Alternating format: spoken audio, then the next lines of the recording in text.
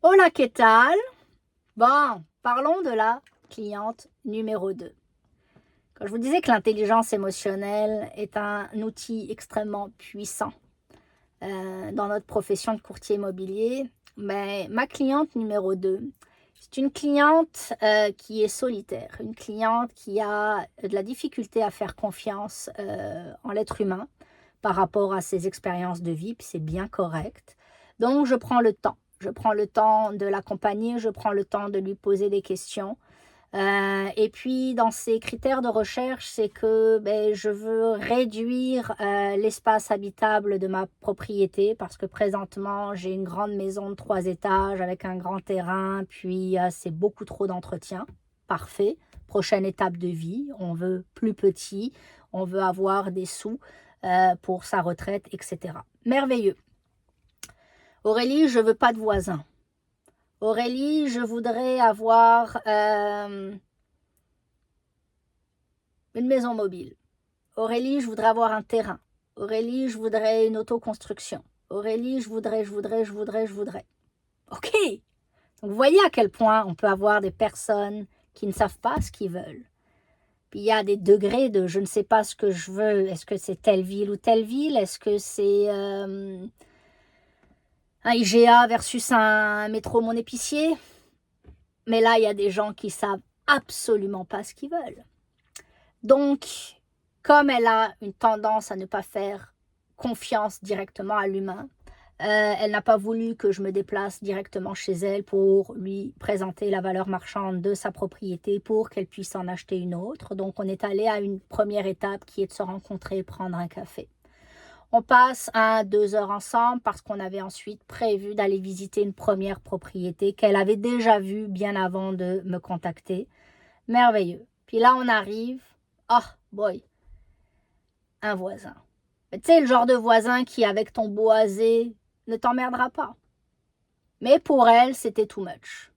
Et puis, comme on s'était parlé 2 semaines avant cette première visite, mais qu'on s'était parlé au téléphone sans avoir réellement bien eu toutes les informations au niveau de ses critères, parce qu'elle parle beaucoup. Mais elle parle du small talk. Et c'est correct. Mais tu sais, des fois, quand tu as du mal à placer tes questions, quand elle l'entend, elle le comprend, mais elle ne répond pas. Donc là, il y a la patience qui rentre en jeu. Et puis là, à la fin de notre rencontre, elle est comme Aurélie, je suis déçue.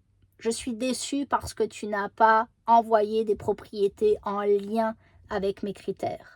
Oui, mais Madame X, je ne peux pas.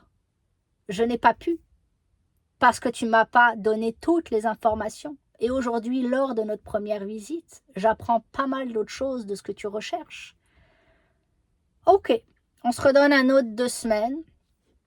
On visite une autre propriété. Entre-temps, on s'écrit beaucoup. On se parle quand même. Je lui envoie des propriétés. Je fais des recherches auprès d'autoconstructeurs. Je fais des recherches de terrain. Je fais des recherches de maisons mobiles. Hein? Vous vous souvenez, tous les critères, je veux. Pour que, lors de cette deuxième visite, ah, Aurélie, il y a un autre voisin. Ok, mais en même temps, tu me demandes de vouloir une maison mobile. À savoir qu'une maison mobile, il y a plein de voisins. Donc, comme je ne sais pas vraiment ce que tu veux, mais que la propriété, elle a un bon prix, beaucoup de potentiel, et en même temps, je veux du goût du jour, mais que la propriété que tu veux visiter aujourd'hui, elle est un peu vieillotte. Et c'est correct, maison 1973, un seul propriétaire, on s'entend que l'intérieur est des années 70. Mais ça a énormément de potentiel.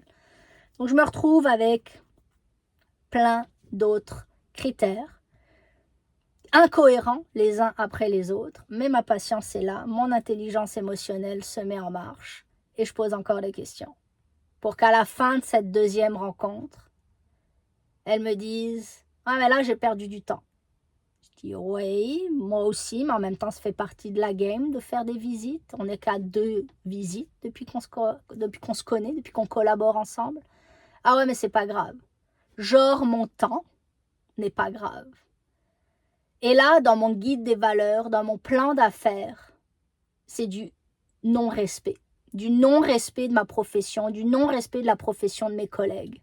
Et ça, je n'accepte pas. Je suis hors de moi intérieurement. Et donc là, ben, je lui ai fait comprendre que ça me dérangeait, ce qu'elle venait de dire. Puis l'heure de retour, parce que oui, je fais taxi, je l'emmène, l'heure de retour a été très calme. Puis à la fin, quand je la dépose au stationnement pour qu'elle puisse récupérer sa voiture, ben c'est simplement « Hé, Madame X, souhaiteriez-vous que l'on en parle de ce qui vient de se passer ?» Nope. Elle a fermé, elle est sortie de ma voiture, elle a frappé la porte de ma voiture et elle est partie. J'ai plus aucune nouvelle. Donc tout ça pour dire que l'intelligence émotionnelle, que la gestion de ses émotions et surtout le respect que l'on a envers soi-même et envers son plan d'affaires doit être respecté. Voilà, une leçon du jour en tant que courtier immobilier. J'espère que ça vous parle. Hasta luego.